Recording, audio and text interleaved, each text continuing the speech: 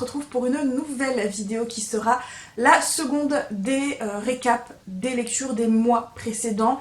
Et aujourd'hui, on va se concentrer sur le mois de septembre, puisque pour rappel, au mois de septembre, je n'ai absolument filmé aucun suivi de lecture, aucun vlog, la période ne s'y prêtait absolument pas. Vous savez maintenant, je ne vais pas revenir sur le sujet, mais malgré tout, je sais pas comment j'ai fait mon compte, mais j'ai réussi à lire pas mal, puisque j'ai lu 5 romans, j'ai lu un manga et j'ai abandonné un 6e roman. Et je trouve que c'est plutôt pas mal, voilà, c'est plutôt pas mal pour un mois de septembre, où je n'ai rien filmé, mais où j'avais pas forcément ni l'espace mental pour ça. Voilà. Malgré tout, ça n'a pas toujours été ça pour mes lectures. Voilà, ça n'a pas toujours été ça, certaines ont plus matché que d'autres. Mais voilà. Bref, en tout cas, je ne mets pas les lectures du mois d'octobre dans cette vidéo parce que sinon ça va faire beaucoup trop long et je voudrais quand même éviter que ce soit trop long. Et du coup, je ne m'attarde plus et on commence tout de suite. Je commence du coup par mon seul abandon pour le mois de septembre. Il s'agit du premier tome de la saga de Middle Mist, donc de lierre et de verre. Je ne sais plus le nom de l'autrice et je ne l'ai plus avec moi puisque je l'ai vendu, je l'ai abandonné au bout de 200 pages, sachant que c'était un roman quand même de bien 600 pages, écrit tout petit et vraiment j'ai tenu 200 pages et après j'ai lâché l'affaire parce que ça n'allait plus du tout. On est dans un univers de fantasy, on va suivre notamment 3 sœurs, là on suit, je crois que c'est la petite dernière qu'on suit, qui malheureusement dans cet univers, les grandes familles ont de la magie. Et elles sont voilà, bénies un peu des dieux. Et elles ont tout un rôle plus ou moins à faire, puisque la sœur aînée, elle est un petit peu celle qui maintient la maison à flot. La seconde, elle est la gardienne des brumes, puisqu'il y a des brumes où s'échappent des bêtes pas top. Et la dernière, qui malheureusement, elle est née sans don magique, et elle en souffre énormément, puisque ça a de graves conséquences sur sa santé physique. Et du coup, elle, pour un petit peu se remettre, elle fait des fêtes, voilà, elle fait des fêtes fastueuses, elle organise des galas, etc., c'est un petit peu son truc. Elle va essayer de se soigner et elle va être aidée par un jeune homme qui fait partie d'une famille plus ou moins recluse, considérée un peu comme des parias, je ne me souviens plus trop, et bon bref, voilà, elle va être aidée par ce jeune homme, j'en sais pas plus, je suis pas allée plus de 200 pages, parce que tout simplement d'une, je trouvais que c'était très long, ça n'avançait pas, il y avait des rebondissements, mais il y avait des rebondissements qui n'apportaient rien à l'histoire, et vraiment, je ne pouvais plus m'encadrer la protagoniste principale, vraiment je ne pouvais plus m'encadrer. Je comprends en fait l'idée qu'a voulu en faire l'autrice, de ce personnage qui souffre et qui essaie d'échapper à cette souffrance d'une certaine façon, mais elle est insupportable, elle est imbue d'elle-même, elle est arrogante, elle est superficielle, vraiment, il y a un côté très superficiel, elle n'est pas que superficielle, elle est très intelligente. Elle fuit les problèmes, mais un truc de fou, elle est égoïste au possible, je trouve qu'elle a, vraiment, elle est d'un égoïsme, j'ai halluciné. Je ne pouvais plus m'encadrer, vraiment au bout de 200 pages, vraiment je trouvais que c'était un personnage qui n'évoluait pas, qui ne se remettait pas en question, qui vraiment, son égoïsme était tel que mettre la vie de sa famille en danger, ça lui passait littéralement au-dessus. Il y a ce jeune homme qui a un green flag au possible, qui est prêt à tout pour l'aider, parce que il y trouve son intérêt, mais c'est également un jeune homme qui clairement veut l'aider aussi, mais vraiment, elle m'insupportait, sans compter qu'on a un univers que je trouve certes riche, bien amené, mais que je trouve assez brouillon. Voilà, que je trouvais très brouillon. C'était également très long et le tout fait que moi, au bout de 200 pages, j'ai dit stop, j'en peux plus. J'ai lâché l'affaire et du coup, il a été vendu. C'est pas grave, il plaira à quelqu'un d'autre. Au mois de septembre, j'ai également lu un roman qui était absolument pas prévu au programme. Il s'agit du premier tome d'une trilogie, il me semble, donc de Memento Mori, donc les meurtres de Madison Square. Je ne sais plus qui est le nom de l'autrice, je vous mettrai évidemment la couverture ici. On est dans un polar boys love. Voilà, on est dans un polar boys love. Et ça me faisait trop penser à la série Cold Case que moi j'adorais quand j'étais plus jeune. J'ai bouffé tous les épisodes dès qu'il y avait des épisodes. Je les regardais même si c'était des rediffs. Je kiffais. Et même que dernièrement je suis retombée sur des épisodes.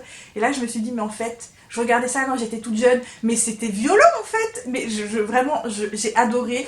Et là, bah pour le coup, c'était fait pour moi. Et j'ai beaucoup aimé ce premier tome.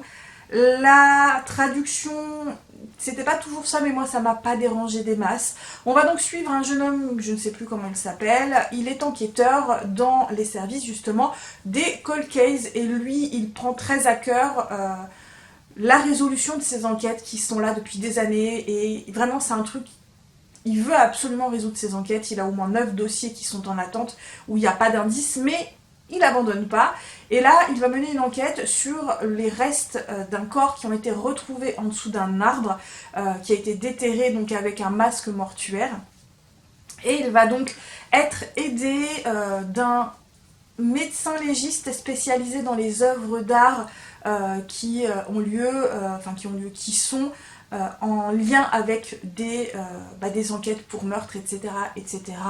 Et la particularité de notre protagoniste principal, c'est qu'il est, je sais plus c'est quoi le nom, je vous mettrai le nom là en bas, Pnésie je crois. En gros, il a une mémoire hallucinante, c'est vraiment la mémoire absolue, c'est-à-dire qu'il se souvient de tout, de toute sa vie, mais dans tous les détails, voilà, dans les détails, mais de fou. Ça a des conséquences également sur sa vie privée et sur sa vie de tous les jours. Il a des choses qu'il peut oublier d'emmener parce qu'en fait il a tellement de détails dans la tête qu'il va pas penser à certaines choses. C'est vraiment très paradoxal, mais moi j'étais hyper intriguée par cette particularité parce que c'est une particularité qui n'est pas inventée, ça existe. Il doit y avoir une 50aine de personnes dans le monde qui ont cette particularité, donc c'est très rare et on peut appeler ça un dysfonctionnement du cerveau parce que ça a des conséquences négatives. Voilà, ça a des conséquences négatives.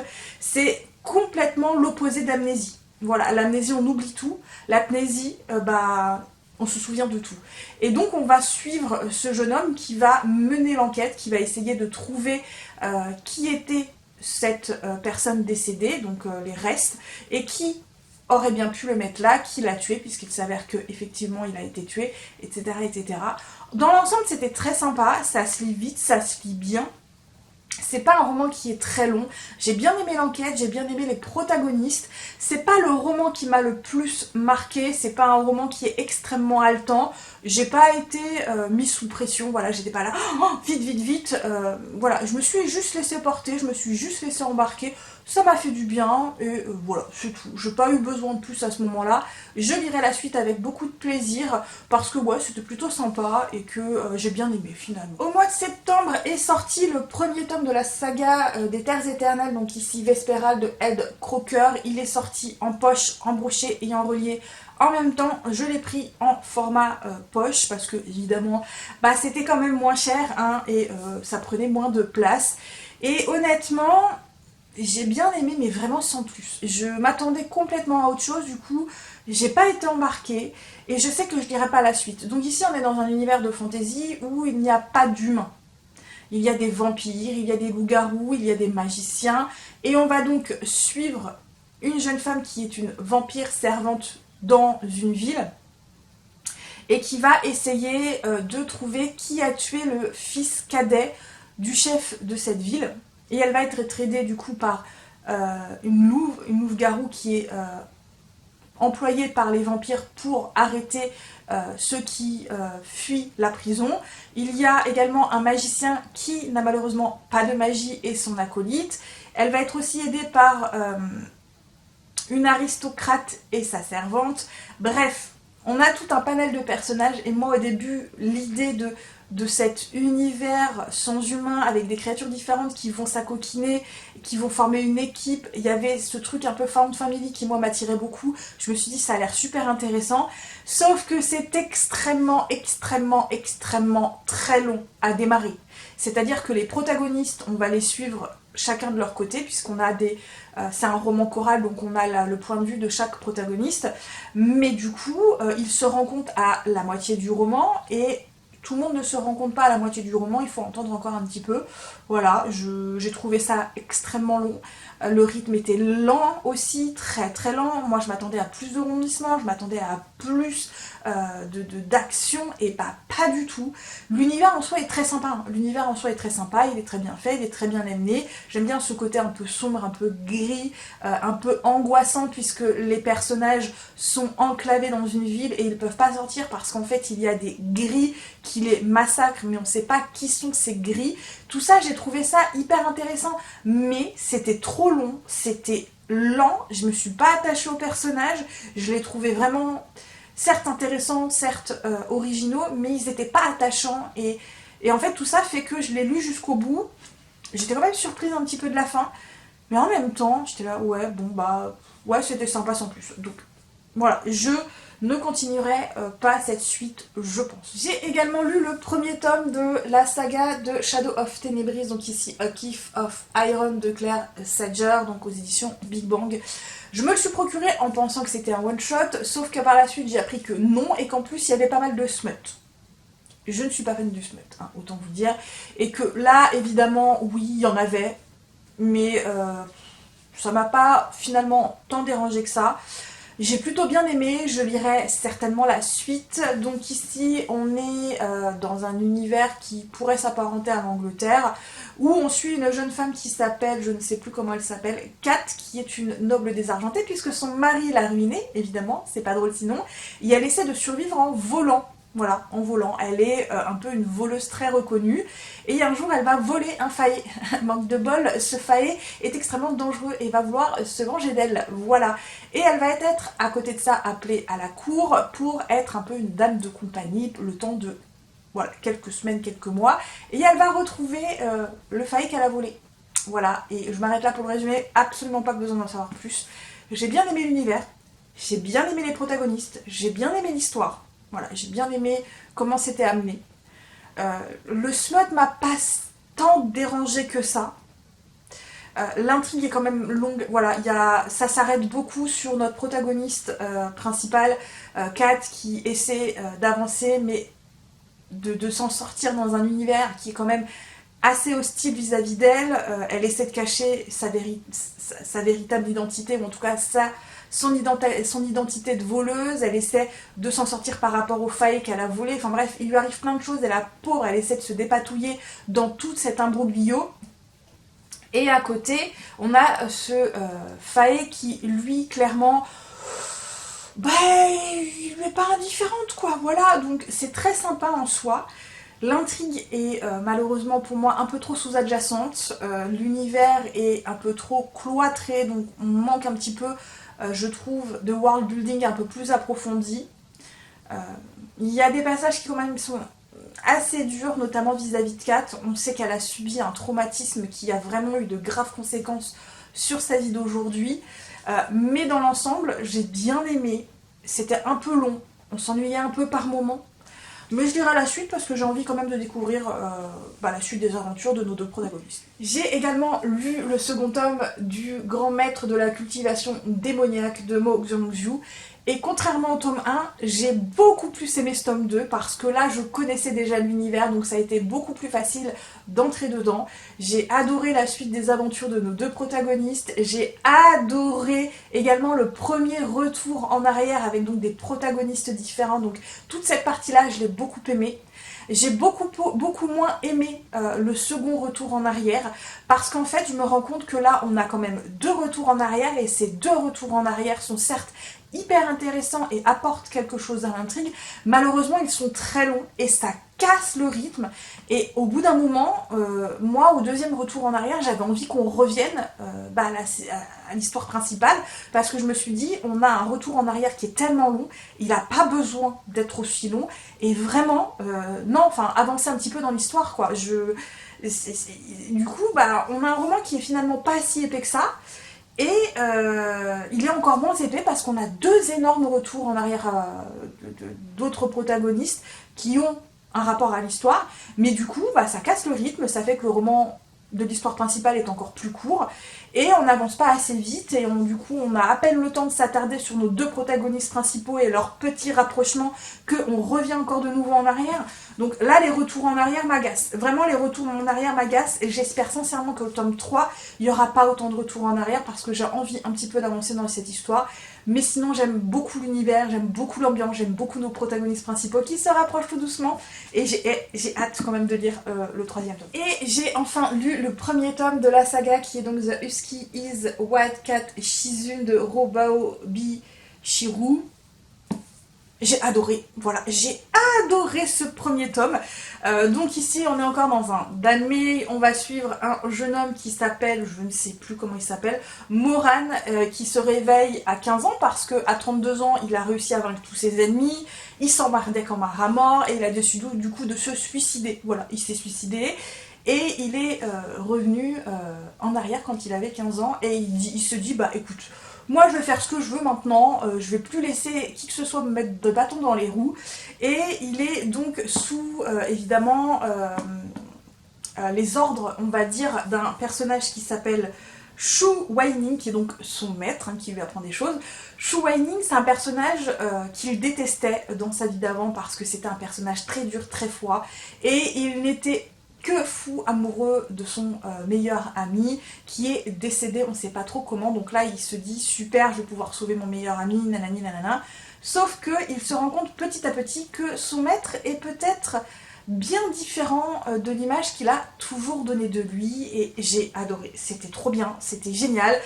Moran, on nous l'explique bien qu'il n'est pas très fut-fut, même lui il le dit qu'il n'est pas très fut-fut, et on se rend bien compte qu'il n'est pas fut-fut, voilà. Il est bigleux, pas possible, il est aveugle, mais il est aveugle, et alors, Shu Waining, mais vraiment gros coup de cœur pour Shu Waining, vraiment gros coup de cœur pour Shu Waining.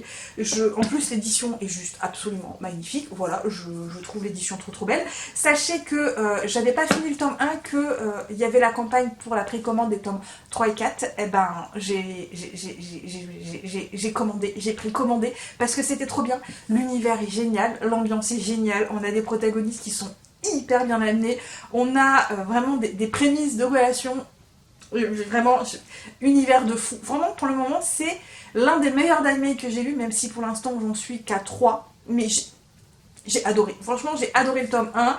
J'ai hâte de lire le tome 2 que je lirai pas tout de suite parce qu'il faudrait que j'amène au boulot. Et non, parce que c'est beaucoup trop lourd et je veux pas non plus l'abîmer.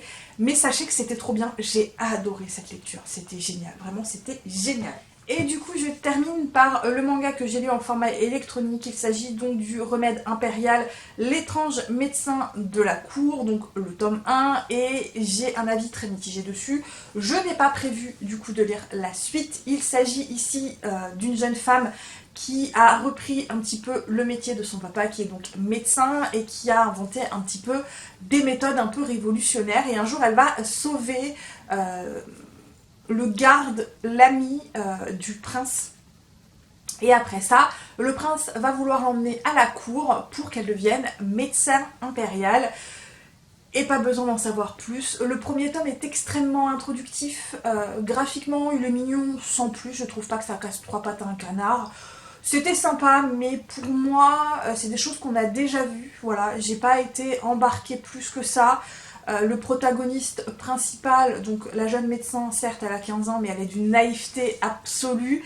C'est mignon, et en même temps, je trouve que ça ne colle pas trop, en fait, à ce que l'autrice ou l'auteur veut nous montrer. Donc voilà, je suis un petit peu mitigée, j'ai pas adhéré plus que ça, donc je ne pense pas que je lirai la suite. Voilà. Bref, j'en ai terminé pour ce récap du jour qui a été assez rapide parce que je ne voulais pas trop m'attarder non plus. J'espère que cette vidéo vous a plu. N'hésitez pas à me laisser des petits commentaires, des petits pouces bleus, à me dire si vous avez aimé ou non. Pour les emojis, vous avez l'habitude. Maintenant, je vous laisse le choix de ce que vous voulez mettre.